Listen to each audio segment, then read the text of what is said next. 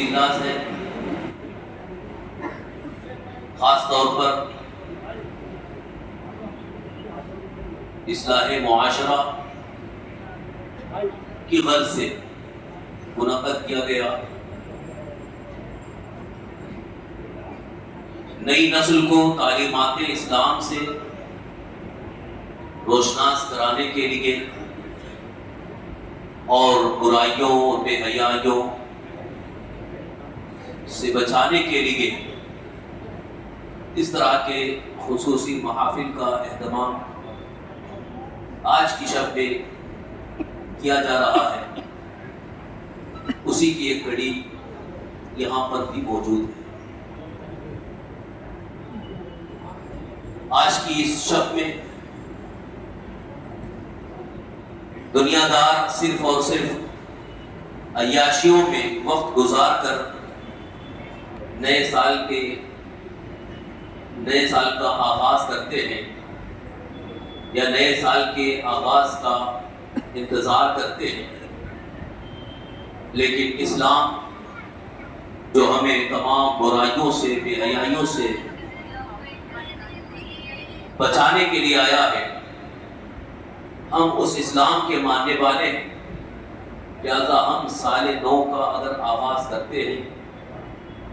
یا نئے سال کے ابتدا پر خوشی کا اظہار کرتے ہیں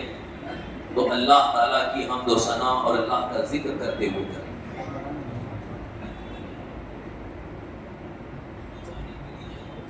عزیزان گرامی، آج کے حالات میں ایک طرف جہاں مسلمانوں کو بے انتہا پریشان کر رکھا ہے اور کئی چیزوں کی فکروں میں مبتلا کر رکھا ہے، خاص طور پر مسلمانوں کے لیے مستقبل میں معاش کا مسئلہ بڑا ہی پریشان کن نظر آ رہا ہے۔ بڑے بڑے دانشور اپنے معاشی مسئلے میں پریشان نظر آ رہے ہیں کہ آنے والا سال مسلمانوں کے لیے کیسا ہوگا، کون سی حکومت ہوگی، کس کا اقتدار ہوگا، کیسے حالات ہوں گے۔ اس سلسلے میں دانشور حضرات بڑے فکر مند نظر آتے ہیں اور اس کے لیے مختلف قسم کی اپنی اپنی رائے پیش کر رہے ہیں، لیکن کسی رائے پر نہ کسی کو اطمینان ہے نہ کسی کو اتفاق ہے، بلکہ دن بدن حالات خراب ہوتے ہی جا رہے ہیں۔ اور دوسری طرف عالم اسلام میں خاص طور پر جو اللہ کے مقدس دین کی سرحدوں کی حفاظت میں لگے ہوئے ہیں، ان پر دنیا گھیرا تنگ کرنا چاہتی ہے۔ جیسا کہ آپ دیکھ رہے ہیں فلسطین کی سرزمین پر جو آج ہزاروں مسلمانوں کو شہید کر دیا گیا اور ان مسلمانوں کو اپنا وطن چھوڑنے پر مجبور کیا گیا، ہر طرح سے انہیں پریشان کیا گیا، لیکن قابل افسوس بات یہ ہے اس قدر ظلم ہونے کے باوجود بنام اسلامی ممالک ان کی حمایت میں کھڑے ہونے کے لیے تیار نہیں ہے۔ تو ان حالات کو دیکھ کر ایک درد مند مسلمان اس فکر میں ہے کہ جب وہاں ہماری حمایت کے لیے کوئی اسلامی نام سے جو ملک ہے، خاص طور پر سعودی مملکت، وہ مسلمانوں کی حمایت میں نہیں کھڑی ہے، تو پھر یہاں مسلمانوں کا مستقبل کیا ہوگا؟ یہاں پر مسلمانوں کی حمایت میں کون آ سکتا ہے؟ ان معاملات کو دیکھ کر، ان مسائل کو لے کر مسلمان کافی پریشان نظر آتے ہیں، لیکن ایک طرف یہ حالات ہیں، ایک طرف یہ تمام مسائل ہیں، لیکن دوسری طرف ہماری قوم کے نوجوانوں کا الا ماشاءاللہ اکثر کا حال یہ ہے کہ انہیں نہ اپنے معاش کی فکر ہے، نہ اپنے مستقبل کی فکر ہے، نہ قوم و ملت کی کوئی فکر ہے، بلکہ صرف اور صرف وہ اپنے عیش پرستی میں مگن ہے، مست ہے۔ نہ انہیں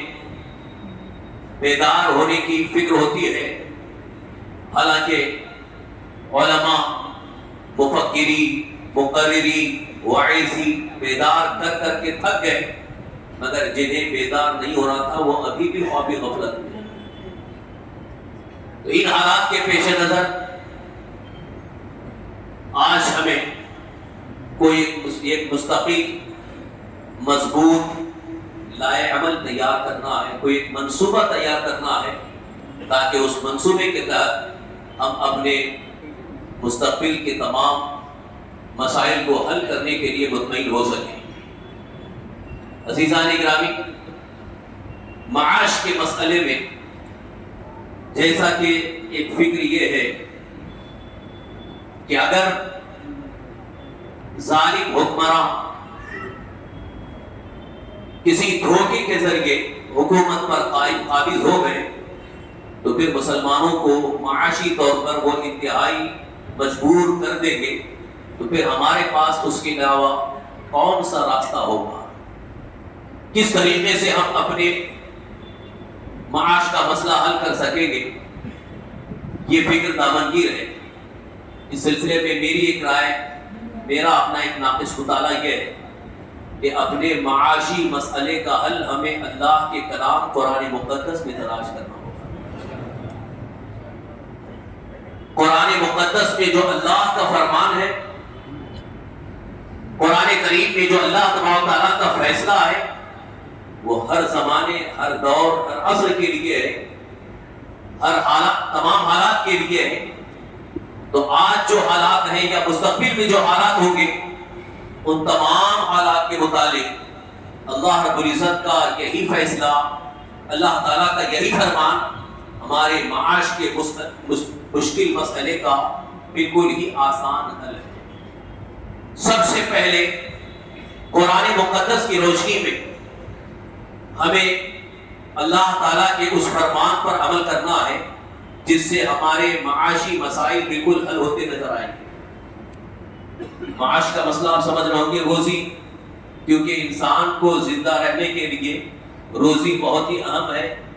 بڑی سخت ضرورت ہے۔ اس کے بغیر انسان، اس کی زندگی ادھوری ہو جاتی ہے،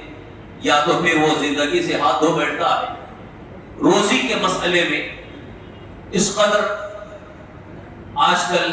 پریشانی ہے، جس کو دیکھو یہ کہتے نظر آتے ہیں جاب سے مجھے نکال دیا گیا، میری نوکری چھوٹ گئی ہے، میرا کاروبار، میرا دھندا بند ہو گیا ہے۔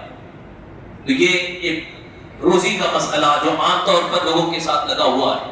یہ تو آئے دن یہ مسائل رہتے ہی ہیں، کسی کے ساتھ ہے، کسی کے ساتھ نہیں ہے۔ لیکن مستقبل میں جو معاش کا مسئلہ سامنے ہے، وہ ظالموں کی طرف سے معاشی جو ہمارے وسائل ہیں، ان وسائل پر پوری طرح سے پابندی عائد کر کے ہمیں معاش کے لیے محتاج بنانے کا منصوبہ تیار ہو چکا ہے۔